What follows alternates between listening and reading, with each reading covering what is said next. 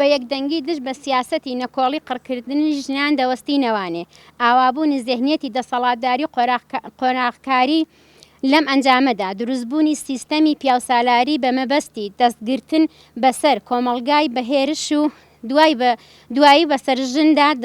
دەستکەوتەکانی دەسەپێنێ دەستی پێکردووە تێپەڕبوونی هەزاران ساڵە بەسەر ئەو زێهنیەت و کۆمەڵ کاولکاریەدا کە هەموو بەها و جوانیەکی ژیانی مرۆڤایەتی خستووەتە لێواری قڕکردن و ناوبردنی ڕۆژانە لە هەموو شوێنێکی ئەم جیهانە بەتایبەت لە کوردستان شاهێدی درێژەی ئەم سیاسەت و هێرشی سیستماتیکەی دەسەڵاتی پیاوسالاری بۆ سەر ژنانین ژنان کە وەکو خاوەنی زێهنیەتی دێموکراتیک و نرخی دایکایەتی لە کۆمەڵگا بوونی هەیە وەک سەرەکی ترین مەترسی لە مەڵپەڕ بۆ درێژەی قۆرەخکاری پاوانخوازێکی دەسەڵاتداری هەژمار دەکرێن هەر بۆیە پێش هەر چین و توێژینەوەیەکی دیکە کۆمەڵگا و زیاتر لە هەر لایەنێکی هەڵسکاری ئەم زێهنیەت و پیاوسالاریە دەکەین بە هێرش و پەلاماری دۆخ لە هەر چوار بەشی کوردستان لەلایەن لە ئەنجامی بەردەوامی سیستەمی حاکم بەڕێوە دەچێت و زیادبوونی سیستماتیکی ئەم هێرشانە بۆ سەر ژنان لەلایەن دەوڵەتی تورکەوە لە شەخسی ئەردۆغان بە مەبەستی وەستاندنی ئەم هێرشانە چەپاوەندنی مەبەستی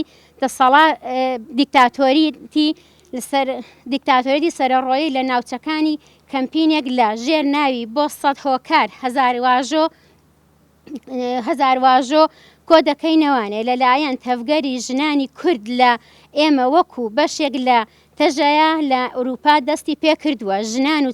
ژنانی چالاکی ڕۆژهەڵاتی کوردستان بە مەبەستی یەک خستنی دەنگی خۆمان لەگەڵ ئەم کەمپینەوە هەروەها پشتگیری لە مانگرتوانی زیندانی سیاسی باکووری کوردستان لە زیاتر لە مانگونیوێکە بۆ نەهێشتنی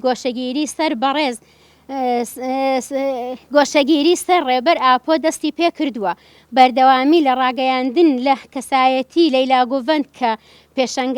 پێشەنگانی تێکۆشانی ئازادی لە باکووری کوردستانی تورکیاوە سڵاو لە ئیرادەی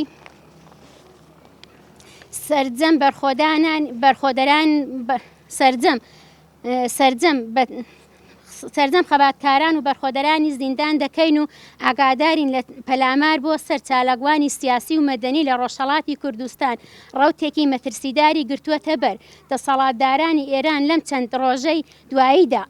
بەڕێخستنی شەپۆلێکی بەربڵاو و گرتن و ڕفاندنیان لە هەوڵی کبکردنی دەنگی ناڕەزایەتی ئازادیخوازی دایە لەم مەڵپەڕەدا هێرشیان دیسان ژنانیان کردووەتە ئامانج و لەو پلانگێڕیەشدا چارەنووسی ژنانیان گیراوی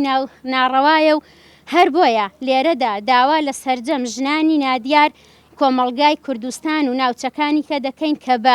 یەکگرتوویی بە بەرفراوانکردنی چالاکیەکانی ڕێگر بن و لە درێژەی سیاست لە ناوبردنی کۆیلەکردن و هێز و وزەی ڕاستەقینەی خۆیان بۆ دەست بە سەرکردنی ژنانی ئازاد وەگەر بخەن بژی سەرۆک ئاپۆ بژی بەرخۆدانی زیندان ژیان ئازادی لەسەر ناوی چالاکوانانی ژنی ڕۆژهەڵاتی کوردستان بژی سەرۆک ئاپۆ